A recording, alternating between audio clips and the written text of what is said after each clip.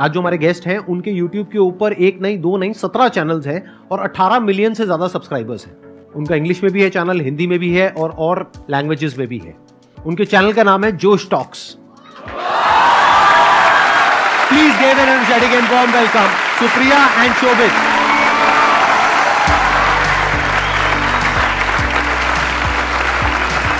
Hi, hello, how are you doing? Fantastic.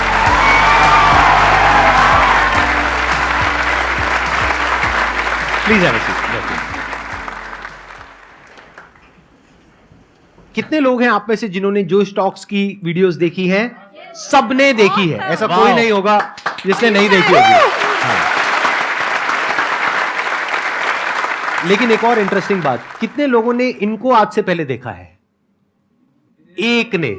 तो आज आप देखने वाले हैं और समझने वाले हैं कि जोश टॉक्स के पीछे की जो टीम है, यानी कि जो फाउंडर्स हैं, उनकी क्या विजन थी कि जिस वजह से जोश टॉक्स इस लेवल पे पहुंच पाया जिस लेवल पे आज है।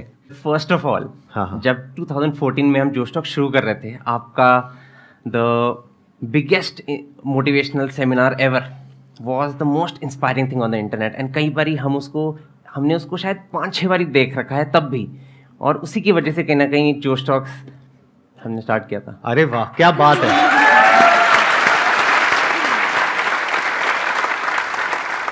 और आप दोनों कैसे मिले? तो एक्चुअली हम लोग एक बर्थडे पार्टी पे मिले थे और वहां पे आपका डिस्कशन ये हो रहा था कि हम जोश टॉक शुरू करेंगे। देखो एग्जैक्टली देखो कितने कोई अजीब हो सकते हैं कि बर्थडे पार्टी पे भी दो लोग मिल रहे हैं और यही डिस्कस कर रहे हैं कि हम लोग आई थिंक 20 साल के थे। तो ये क्वेश्चन सबके दिमाग में आता है राइट, कि करियर में आगे क्या करें, प्लेसमेंट्स के लिए बैठे या ना बैठे, खुद का बिजनेस शुरू करें या ना करें। तो हम लोग भी यही डिस्कस कर रहे थे कि सब लोग इतना कंफ्यूज्ड हैं और कोई एक प्लेटफॉर्म नहीं है जो लोगों को डायरेक्शन दे सके। एंड आई थिंक वो 1.5-2 घंटे बस हम एक दूसरे से ही बात करते रहे। उसके बाद काफ़ी सारी कॉन्वर्सेशंस वाइट बोर्ड सेशंस में बदल गई और फिर हमने एक अजीब सा लोगो बनाया पहला हमारा, जो एक्चुअली फ्लेम्स होती थी। तो हमने जोश को लिखा और उसके साथ आग लगा दी। एंड वी सेड कि बस यही करना है। आपको था शुरू से कि आग लगानी है। हाँ, ठीक है। Absolutely. आपने जो अपना ये चैनल शुरू किया था वो इंग्लिश में किया था, लेकिन आज की डेट में हिंदी वाला जो आपका चैनल है वो सबसे बड़ा है। उस पे ज्यादा सब्सक्राइबर्स हैं और इंग्लिश वाले पे कम है कंपैरेटिवली। हमने जब इंग्लिश में शुरू किया वो हमारा स्टार्टिंग पॉइंट था, लेकिन जो हमारी ग्रोथ हुई वो एक्चुअली हिंदी की वजह से हुई। फिर हमने 6 और रीजनल लैंग्वेजेस में लॉन्च किया, तो मराठी, तमिल, तेलुगु, मलयालम, पंजाबी, बंगाली। तो आज की डेट में जोश टॉक्स 10 लैंग्वेजेस में है। मुझे वो दिन याद है जो स्टार्टिंग वाले थे, इतना डर लगता था कि क्या कर रहे हैं, यूट्यूब चैनल बना रहे हो। और तब यूट्यूब बड़ा नहीं था जैसे आज है, तो किसी को समझ नहीं आ रहा। हम घर पे भी बात करो, बोल रहे तुम क्या कर रहे हो, मतलब ये क्या करने की कोशिश कर रहे हो। और जब स्पीकर्स को इनवाइट करना था तो बहुत ही फनी। तो हमारे फर्स्ट स्पीकर जिनको मैंने कोशिश की थी इन्वाइट करने की, वो थे पापा सीजे, जो एक बहुत ही बड़े कॉमेडियन, स्टैंड अप कॉमेडियन है। तो सुप्रिया और मैं क्या करते थे, उनके सारे शोज देख के ना कहाँ पे शोज हो रहे हैं वहां चले जाते थे। अब टिकट लेने के पैसे तो थे नहीं, तो हम क्या करते थे, शो के बाहर वेट करते थे। तो हम 4-5 शोज गए। जो 5वें शो गए ना, वो हो रहा था साइबर हब में, और बाय चांस उस दिन उनका असिस्टेंट नहीं आया था। तो शो के बाद उनको अपना 1-2 बैग खुद उठा के लेके जाने पड़ रहे थे और सुप्रिया में भाग के गए। हमने एक बैग पकड़ लिया और हमने बोला हम आपको गाड़ी तक ड्रॉप कर देते हैं, हम फैंस हैं। और वो 4 मिनट की वॉक में from the auditorium till dropping him to his car, we convinced him कि आप जोश टॉक्स में आके टॉक। क्या बात है।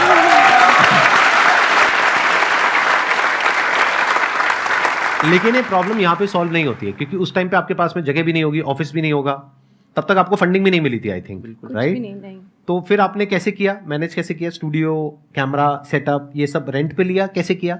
एक्चुअली मैं पहले इंडियन टीम के लिए साइकिलिंग करता था, तो मेरे पास एक साइकिल था जो प्रोफेशनल बाइक था, वो मैंने बेचा था। और सुप्रिया कुछ ट्यूशन लेती थी और क्लासेस लेती थी, तो उसने थोड़े बहुत पैसे बचाए हुए थे, तो हमने उसको जोड़ के पहला जोश टॉक्स ऑर्गेनाइज किया। कितने टाइम तक फंडिंग आपने अपनी जेब से लगाई थी? 1-2 इवेंट्स करने के बाद हम लोगों ने ना बार्टर स्पॉन्सर्स लेने शुरू कर दिए थे कि खाना कोई दे देगा, ऑडिटोरियम कोई दे देगा। बट 2020 में हमने एक्चुअली अपना पहला फंड रेज किया था इंस्टीट्यूशनल कैपिटल से। और आपने शुरू कब किया था? 15 में इनकॉर्पोरेट किया था। 2015 में आपने शुरू किया था। आपकी टीम कितनी बड़ी है? आई थिंक अब 200 लोगों के आसपास जोश टॉक्स में फुल टाइम बेसिस पे लोग फुल टाइम बेसिस पे जोश टॉक्स के। बट मैं कहना चाहता हूँ कि जितनी जोश टॉक्स एक कंपनी है, उससे ज़्यादा जोश टॉक्स एक मिशन है। And the reason that we started was because वो एक मिशन बहुत ही स्ट्रांग था। इनफैक्ट जब उस पार्टी पे सुप्रिया और मैं, बर्थडे पार्टी पे सुप्रिया में मिले थे, जो हम 2 ऑब्सेस्ड पागल जैसे लोग थे जो साइड पे बस बातें कर रहे थे कि हम देश कैसे बदलें। मुझे एक यूज़र ने फ़ोन करके मुझे बोला कि जोश टॉक्स ने मेरी लाइफ में क्रांति की है, revolution, and that was the mission of जोश। सो जितना एक वैल्यूएशन या एक फंडरेज मायने रखता है कुछ बड़ा करने का, उतना ही आई थिंक मायने ये भी रखता है कि वो संस्था हमने बनाई ही क्यों, उसका पर्पस क्या है इस दुनिया में। जो पहला प्रोडक्ट था वो शायद जोश टॉक्स था, जहाँ पर लोग आके अपनी कहानियाँ सुनाते हैं। ऑलरेडी जोश टॉक्स का एक सेकंड प्रोडक्ट है जहाँ पर इंग्लिश एक बहुत इंपॉर्टेंट पार्ट बन गया हमारी लाइफ का, वो इंग्लिश है, और फ्यूचर में जाके और भी चीज़ें होंगी वो सारी। और यहाँ पे सपना ये है कि हम वो सारी चीज़ें बनाएं जो इवेंचुअली एक यूथ को जाके अपनी लाइफ में सपोर्ट कर पाए अपना पोटेंशियल अनलॉक करने के लिए। तो कहीं ना कहीं हम बोलते हैं कि जो इवेंचुअल ड्रीम है वो ये है कि 10 साल के बाद अगर एक सिक्योरिटी गार्ड का बेटा उसके फादर को बोले कि पापा मुझे लाइफ में कुछ करना है, तो all the security guard should need to tell his son is all you need is josh, josh in your heart and josh on your mobile phone screen. Excellent.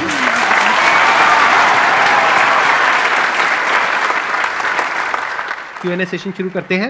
मेरा क्वेश्चन ये है कि जब आपने ये करना स्टार्ट किया तब आपके पास ऑब्वियसली काफ़ी सारी डिफ़िकल्टीज आई होंगी, फेल्यूर्स आए होंगे, तो आपने इस सब से कैसे डील किया? मैं इसको और थोड़ा एक्सटेंड कर देता हूँ क्वेश्चन को कि आपने अपनी पूरी जर्नी में जब तक आपने फंडिंग रेज नहीं करी थी तब तक सबसे बड़ी प्रॉब्लम कौन सी फेस करी? यानी क्या कोई ऐसा पॉइंट आया जब आपको लगा कि अब आगे नहीं हो पाएगा? आई थिंक आज भी वो पॉइंट्स आते हैं। तो ये ना बोलना कि सिर्फ पहले वाले दिनों में फेलियर होता है, आई थिंक हर रोज़ अगर आप एक बिजनेस चला रहे हैं रोज़ उतार चढ़ाव होते हैं और फेलियर तो बार बार ही आता है, बट वो फेलियर से डील करने की क्षमता बढ़ जाती है ओवर टाइम। बट जो पहला आई थिंक हमारा जो फेलियर था ना, जिसमें मतलब रोने निकल गए थे, वो था जब हम लोग लीप कर रहे थे 2016 में जो त्यागराज स्टेडियम में था। हमें ना कोई ढंग के स्पॉन्सर्स मिल नहीं रहे थे, एंड जो स्पॉन्सर्स थे वो उन्होंने बैकआउट कर लिया 2-3 हफ्ते पहले, और हमारा पूरा इवेंट का लगभग खर्चा था 35-40 लाख रुपए। हमारे बैंक अकाउंट में शायद बचे थे 8 लाख रुपए। हमारे पास प्रोडक्शन वाले को देने तक के पैसे नहीं थे। तब हमने एक हफ्ते पहले तक हम सोच रहे थे कि चलो इसको कैंसिल करते हैं। फिर हमारे एक दोस्त हैं, हम उनको ब्रेकफास्ट पे मिले, उन्होंने बोला कुछ भी हो जाए ये इवेंट तो करना ही करना है। फिर हमने काफ़ी इंटरेस्टिंग चीज़ें करी, बट बेसिकली हमने क्या किया कि चलो स्पॉन्सर्स नहीं आ रहे तो खाने का मेला लगा देते हैं, लोगों को फूड स्टॉल्स बेचते हैं। 60-70 फूड स्टॉल लगे हुए थे, बिकॉज हम लोग 20-40 हज़ार जुटा के वो कॉस्ट पूरी करने की कोशिश कर रहे थे। बट आई थिंक एक चीज़ जो उससे ना उस पूरे दौरान मुझे एक बहुत बड़ी रियलाइजेशन हुई कि अगर आप किसी से मदद मांगो ना तो एक्चुअली लोग आपको मदद करते हैं। जो हमारे उस टाइम पे प्रोडक्शन वाले पूरा सेटअप था, उन्होंने आज तक हमसे पैसे नहीं लिए, बिकॉज जब उन्होंने जोश टॉक्स को देखा, जब वो वहाँ आए, उन्होंने ये एक्सपीरियंस किया, उन्होंने बोला कुछ नहीं होता, ये इट्स लाइक कि मैंने ज़िंदगी में कुछ अच्छा कर लिया and this is it for me.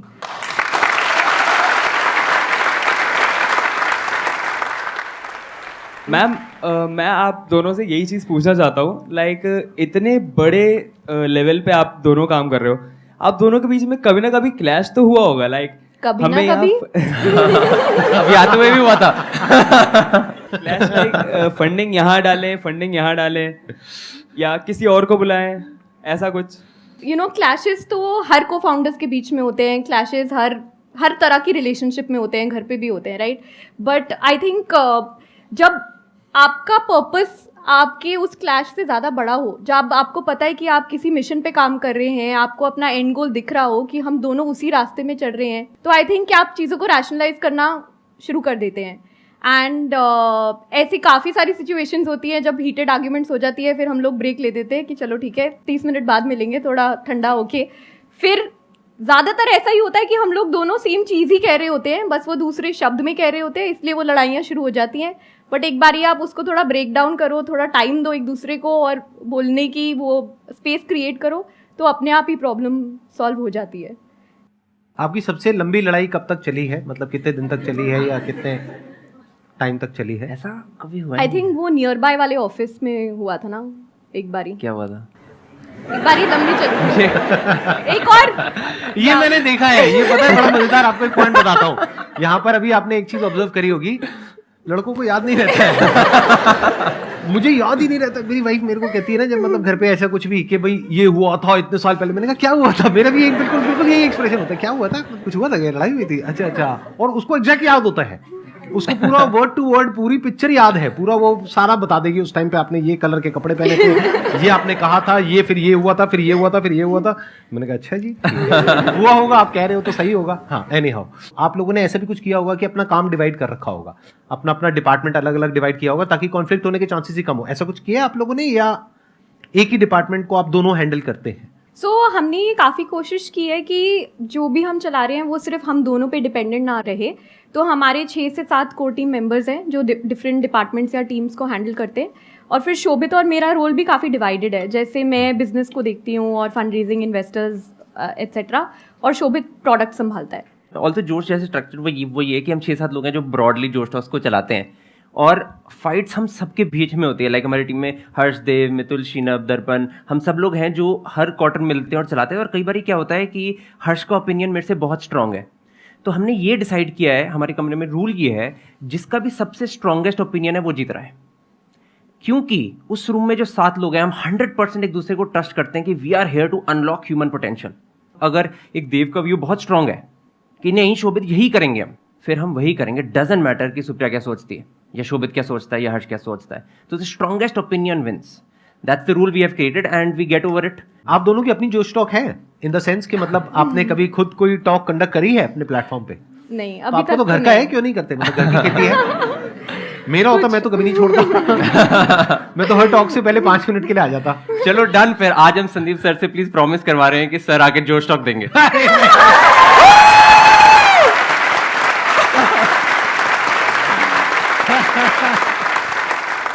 मेरी प्रॉब्लम क्या है मैं बता देता हूं, मैं क्यों नहीं जाता हूं। क्योंकि आप में से कुछ लोगों को लगता भी होगा कि मैं कहीं जाता क्यों नहीं हूं। उसके पीछे रीजन है कि मेरे को हर तरह के लोग हर जगह से अप्रोच कर रहे हैं। तो अगर मैं किसी भी एक भी जगह जाता हूं तो बाकी लोग बुरा मान जाएंगे कि आप यहां क्यों नहीं आते हो। तो मैं सबको एक ही बात कहता हूं कि मैं कहीं भी नहीं जाता हूं। तो अगर मैं कहीं भी गया तो मैं गया। मेरा क्वेश्चन आपसे ये है कि मैं खुद सोशल मीडिया मार्केटिंग फील्ड में हूँ, एंड आप लोगों को जिस तरीके से इन्फ्लुएंसर्स को रीच आउट करना होता है, इट्स नॉट ईजी। जब शुरुआती फेज़ रहा होगा तब ईजी नहीं रहा होगा, बहुत ही मुश्किल रहा होगा, आप बहुत पीछे भी पड़े रहे होंगे जिस तरीके से अभी आप बता रहे हो। लेकिन एंड तक उस चीज़ को, डिटर्मिनेशन को आपने किस तरीके से मेंटेन किया? आई थिंक ये एक्सेप्ट करना चाहिए कि किसी भी चीज़ को करने के लिए हार्ड वर्क, मतलब मेहनत तो लगेगी, राइट। तो ऐसा नहीं है कि पहले हमारे लिए डिफिकल्ट था और आज आसान है, सब लोग आ रहे हैं जोश टॉक्स पे और बहुत इजी हो गया है। पर्सनली जो हमने तब करी थी और जो हम करते आ रहे हैं फॉर इन्विटेशंस और लोगों को लाने के लिए, स्पेशली बिकॉज आपका ये फील्ड है, इसकी आप उन पे ना अटके रहिए, उनके नेटवर्क को मैप करिए। ठीक है कि अगर चलो मैं संदीप जी का एग्जाम्पल देती हूँ, बट अब हमको पता है संदीप जी की वाइफ कौन है, राइट, वो क्या करती हैं, वो कहाँ काम करती हैं, क्या हम उनको रीच आउट कर सकते हैं कि प्लीज़ जब आप घर पे डिनर खा रहे होगे तो एक बारी बोल देना उनको, जोश टॉक्स दे दे। बट ऐसे ही कर करके even from a professional space, अगर आप किसी फेमस सेलिब्रिटी को इनवाइट करना चाहते हैं तो आप उनका पूरा नेटवर्क को मैप करिए और देखिए कौन आपको एक वार्म इंट्रोडक्शन दे सकता है। And the second thing is कि मैं तो बहुत बड़ी बिलीवर हूँ लिंक्डइन और कोल्ड ईमेल्स में।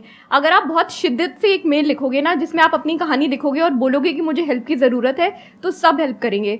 तो आप बस मतलब जुटे रहिए, लिखते रहिए, लोगों को पहुँचते रहिए, और हेल्प चाहिए होगी तो मुझे ईमेल कर देना, मैं भी हेल्प कर दूंगी।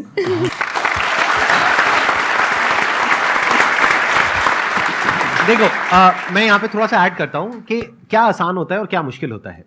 अगर आप प्रैक्टिकली रियलिस्टिकली चलोगे तो सब कुछ आसान है। अब प्रैक्टिकली रियलिस्टिकली चलने का मतलब क्या है कि अगर आज ये किसी को अप्रोच करेंगी, 10 में से 5 लोग हाँ कहेंगे, 10 में से 5 लोग ना कहेंगे। आज अगर आप किसी को अप्रोच करोगे तो 100 में से 1 हाँ कहेगा या कहेगी, 99 ना कहेंगे। अगर ये बात आपको पता है तो बहुत आसान है। 100 ईमेल भेजने में क्या देर लगती है? कितनी देर लगती है मुझे बताओ? एक ही तो ईमेल है, वही तो कंटेंट है, बस उसमें नाम ही तो चेंज हो रहा है। 1 घंटा, 2 घंटा, 3 घंटा, 4 घंटा, इतना तो आप इंस्टाग्राम पे डेली टाइम पास करते हो रील्स देख करके। सही कह रहा हूं, गलत कह रहा हूं? तो क्या गया आपका? कुछ भी नहीं, 4 घंटे तो लगे। तो अगर आपको पहले से पता है तो आसान है। हाँ, अगर नहीं पता है तो बहुत मुश्किल है। जैसे फॉर एग्जाम्पल आप यहां से दिल्ली से कहीं जा रहे हो, आपको पहले से पता है कि ये जो डिस्टेंस है ये 300 किलोमीटर है, तो बहुत आसान है।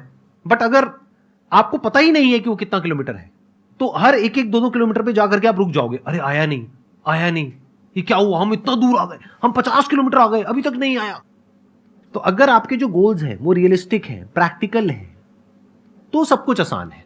फिर अपने माइंड में आप बिठा सकते हो कि 100 ईमेल्स भेजना आसान है। जब मैं आसान है बोलता हूं, मैं ये नहीं बोलता कि आपने एक को भेजा और एक से रिस्पॉन्स आना आसान है, नहीं। 100 ईमेल्स भेजना आसान है, 100 पे भी रिस्पॉन्स नहीं आए तो 100 और ईमेल्स भेजना आसान है। और जब एक दो को आप अप्रोच कर लेते हो ना, तो धीरे धीरे एक नेटवर्क बनने लग जाता है। आज जैसे हमारा एक तरह का एक नेटवर्क बन गया है कि आज मेरे शो में जो भी लोग आए हैं, अगर उनमें से किसी की भी कॉन्टैक्ट डिटेल इनको चाहिए तो ये हमसे ले लेंगे, हमें किसी की कॉन्टैक्ट डिटेल चाहिए होगी तो हम इनसे ले लेंगे। तो बेसिकली एक नेटवर्क बन जाता है। जब आप किसी से मिलते हैं या आप उनसे कोई हेल्प लेते हैं तो आपको हमेशा दिमाग में ये ज़रूरी है रखना कि मैं उनकी कैसी हेल्प कर सकता हूँ या कर सकती हूँ, या मैं उनकी सहायता कैसे कर सकता हूँ। तभी एक रिलेशनशिप बनती है जो over a period of time last कर पाती है। ये नहीं है, क्या होता है ना, कभी कभी लाइक अभी काफ़ी लोग हम लोगों को भी मेल लिखते हैं, वो हमेशा होता है कि वो बस बिना किसी ऑब्जेक्टिव की हेल्प मांग रहे हैं या बिना किसी ऑब्जेक्टिव की चीज़ें मांगी जा रही हैं, तो उससे काम नहीं चलता। आप थोड़ा लाइक एक वेल डिफाइंड क्वेश्चन पूछो तो लोग आपको आंसर करेंगे। और हमेशा ये दिमाग में रखो कि इस रिलेशनशिप में मैं क्या वैल्यू ऐड कर सकती हूँ, इसको मैं क्या कैसे ग्रो कर सकती हूँ। Because at the end of the day everyone is just about relationships. जितना आप रिलेशनशिप को ग्रो करोगे उतनी ही सबकी तरक्की होगी। मैम मेरा क्वेश्चन आपसे है, तो मैंने खुद का अपना इंस्टीट्यूट स्टार्ट किया है अभी। स्टार्टअप में मेरा बिजनेस पार्टनर, मेरा जो पार्टनर है वो मेरा ब्रदर ही है। बट एक्चुअली होता क्या है कि सब जैसे आसपास के जो लोग होते हैं वो देखकर ये कहते हैं ये तो बहुत छोटी है, हाइट में छोटी है, ये वो, मतलब बहुत कुछ ऐसा होता है, सुनने को मिलता है, बट ये कुछ नहीं है। तो बहुत ज़्यादा ना डिप्रेस, मतलब ऐसा होता है कि कई बार हम सोचते हैं कि नहीं, इसको बंद कर देना चाहिए।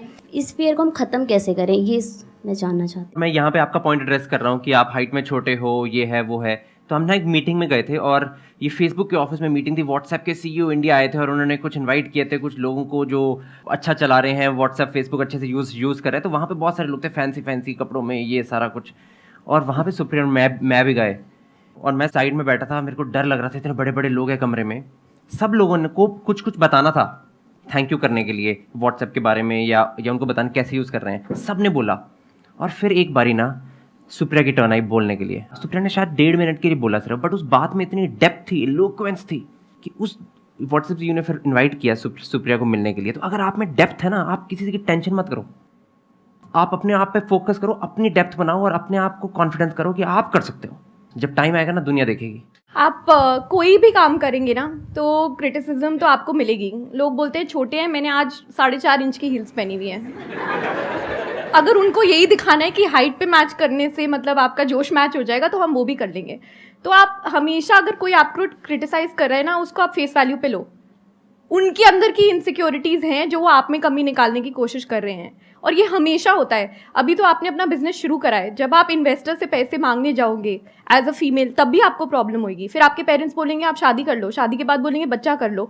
तो हमेशा ये प्रॉब्लम्स तो अब बढ़ने वाली हैं, तो इसको एक्सेप्ट कर लेते हैं और बस आप जुटे रहो। किसी भी बिजनेस को सक्सेसफुल होने में 7 से 8 साल लगते हैं ताकि वो सस्टेनेबल हो।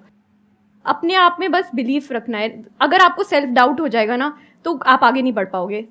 बस जुटे रहो एंड मतलब सब कुछ आसान है।